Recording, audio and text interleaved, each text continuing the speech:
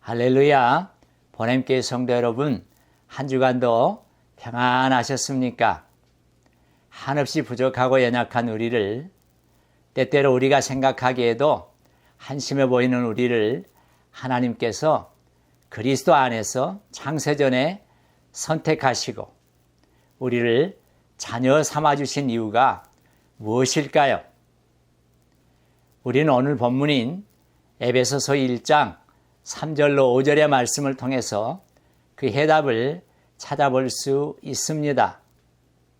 오늘의 말씀입니다. 찬송하리로다. 하나님 곧 우리 주 예수 그리스도의 아버지께서 그리스도 안에서 하늘에 속한 모든 신령한 복을 우리에게 주시되 곧 창세전에 그리스도 안에서 우리를 택하사 우리로 사랑 안에서 그 앞에 거룩하고 흠이 없게 하시려고 그 기쁘신 뜻대로 우리를 애정하사 예수 그리스도로 말미암아 자기의 아들들이 되게 하셨으니, 하나님의 뜻인 복음 증거를 위해서 뜨거운 열정으로 사역하던 사도 바울은 이제 체포돼서 쇠사슬에 묶인 채 로마의 감옥에 갇히게 되었습니다. 에베소서 3장 1절입니다. 그리스도 예수의 일로 너희 이방을 위하여 갇힌 자 된 나 바울은, 여러분, 인간적인 관점에서 바라보면, 세상적인 시각에서 바라보면 바울은 지극히 처량하고도 절망적인 처지로 전락해 있습니다.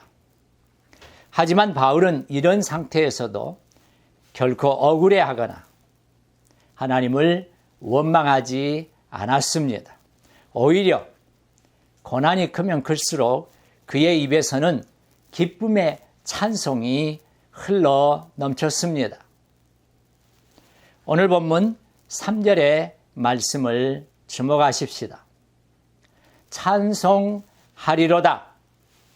바울이 찬송하리로다라고 고백하고 있습니다. 그가 찬송하리로다고 고백하고 있는 대상은 누구입니까? 그분은 바로 우리의 주님 되시는 예수 그리스도의 아버지 하나님이십니다. 찬송하리로다에 해당되는 헬라 원문 율로게토스의 뜻은 찬양받기에 합당하신, 하나님께 찬송과 영광을 돌리다라는 뜻입니다. 바울은 세상적인 관점에서 볼 때 어두움과 절망의 자리인 옥중에 있었지만 오히려 자신의 처지보다 자유롭게 신앙생활을 하고 있는 에베소의 성도들을 위해서 위로의 편지를 쓰고 있는 것입니다. 여러분, 무엇이 바울로 하여금 그런 상황 속에서도 이와 같은 기쁨과 감격의 찬송을 하게 했을까요? 지독한 환난 중에서도 그의 입에서 찬송이 떠나지 않게 한 것이 무엇이었을까요? 그것은 바로 하나님께서 자기 백성을 위해서 하신 위대하신 놀라운 일, 즉 그리스도 안에 있는 신령한 복을 그가 소유하고 있었기 때문입니다. 그리스도 안에 있는 하늘에 속한 신령한 복은 그가 감옥 안에서도 찬송을 부르게 하는 원동력이요, 어떠한 환경도 초월하게 하는 힘이었던 것입니다. 여러분, 땅에 속한 복은 낡아지고 없어지고 썩어지고 늙어지고 병들고 도둑 맞을 수 있습니다. 또한 색깔이 변할 수도 있고 값이 떨어질 수도 있습니다. 하지만 하늘에 속한 신령한 복은 결코 없어지지도 썩어지지도 않는, 사라지지도 않는 영원한 복인 줄 믿습니다. 그렇다면 바울은 구체적으로 하나님께서 우리들에게 주시는 이 하늘에 속한 신령한 복이 과연 무엇이기에 이렇게 감격과 기쁨의 찬송을 하고 있는 것일까요?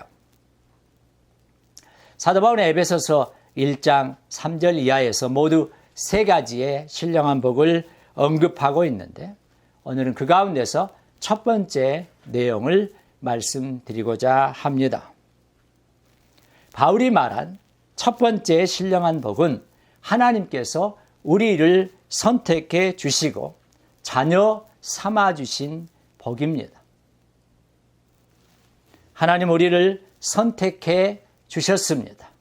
그리스도 안에서 창세전에 택해 주셨습니다. 4절의 말씀입니다. 그 창세전에 그리스도 안에서 우리를 택하사 우리로 사랑 안에서 그 앞에 거룩하고 흠이 없게 하시려고. 여러분 어떻게 생각하면 내가 예수를 선택하고 내가 교회를 선택하고 내가 하나님을 선택한 것 같은데 그렇지 않습니다. 하나님께서 나를 택해 주신 것입니다. 하나님께서 나로 하여금 예수 그리스도를 믿게 하셨고 또 교회에 출석하게 하신 것입니다. 온 천하의 주인이 되시고 지금도 살아계셔서 우주 만물을 다스리시고 주관하시고 역사하시는 그 하나님께서 나를 택하셨다는 것. 그 하나님께서 나를 자녀 삼아 주셨다는 것. 여러분 이것보다 더 큰 복이 어디 있겠습니까? 이것보다 더 큰 기쁨과 감격이 어디 있겠습니까? 하나님의 영광스러운 계획 가운데 나를 택해 주시고 나를 자녀 삼아 주신 그 하나님의 은혜야말로 가장 놀랍고 감격스럽고 기쁜 복인 것입니다. 이제 그러면 왜 하나님께서 우리를 선택해 주시고 자녀 삼아 주셨을까요? 여러분 그 이유를 알아내는 것이 오늘 설교의 핵심입니다. 하나님께서 저와 여러분을 선택하여 주심, 우리를 하나님의 자녀 삼아 주시면은 분명한 이유와 목적이 있음을 알아야 합니다. 4절 후반절 말씀입니다. 그것은 우리가 사랑 안에서 거룩하고 흠이 없게 하시려고입니다. 거룩하다란 말은 구별하다, 다르다라고 하는 뜻입니다. 즉 우리 성도는 믿지 않은 사람들과는 다른 자라는 것이죠. 구별된 자라는 것입니다. 초대교회 시대에는 믿지 않는 세상 사람들이 믿는 성도들을 몹시 미워하고 때리고 옥에 가두고 죽이던 시대였습니다. 그 이유는 신자들의 삶이 자신들의 삶과 달랐기 때문입니다. 불신자들은 세상과 짝하면서 죄를 범하고 악한 것으로 즐기며 어두움 속에서 살아갔지만 성도들은 죄를 멀리하고 밝고 정직하게 살아갔기 때문입니다. 하지만 2000년이 지난 현대의 교인들 상당수는 그 누구에게도 핍박이나 따돌림을 당하지 않고 미움을 받지도 않고 있습니다. 또한 죽음의 위협을 당하지도 않고 있습니다. 왜냐하면 신자들의 삶이 불신자들의 삶과 별로 다를 것이 없기 때문입니다. 사도 바울은 로마서 12장 2절에서 이렇게 말씀하고 있습니다. 너희는 이 세대를 본받지 말고 오직 마음을 새롭게 함으로 변화를 받아라고 당부하고 있습니다. 이 세상에 있는 사람들과는 확실하게 다르게 구별되게 살라는 말씀입니다. 우리는 어떻습니까?